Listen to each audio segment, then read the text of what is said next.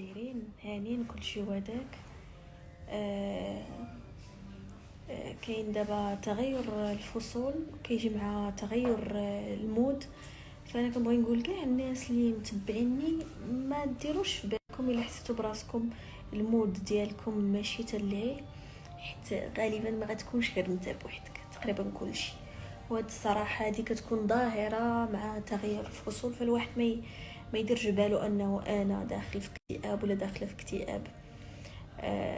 غير هذه حال على كل شيء، ولكن هادشي ما كيمنعش انك تنوض تحيح ولا تنوضي تحيحي وحيدي عليا وما تخليكش بحال فصل الشتاء.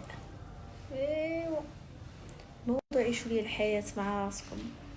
صافي ناكلوا مت بالجوع. انا صافي انا مت بالجوع. الحمد لله. قتلاني بالجوع لا قتلاني.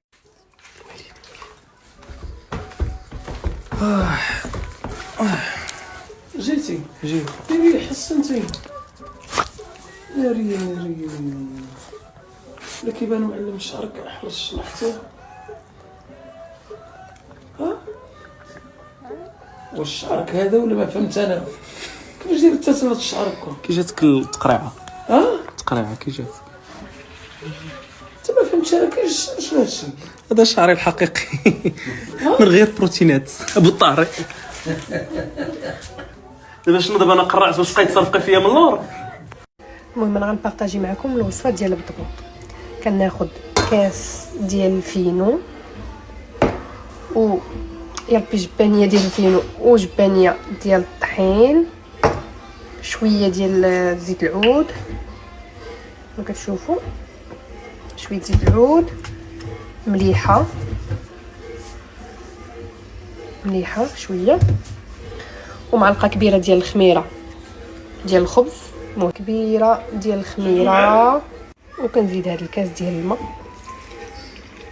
صافي وجمعوا العجينه ديالكم، دلكوها مزيان، جمعوها ودلكوها مزيان. انا غادي نديرها في العجانه، غير كنجمعها قبل عاده باش كنحطها في العجانه ونخليها تسلك مزيان حتى كتجمع، وكنعاود نكب عليها شويه ديال الماء.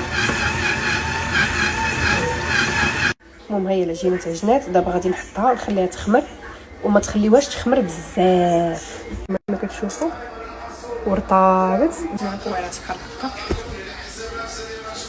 وكنحطهم هنايا، كنغطي عليهم وكنبدا نخدم هذا الفينو ماشي بالدقيق.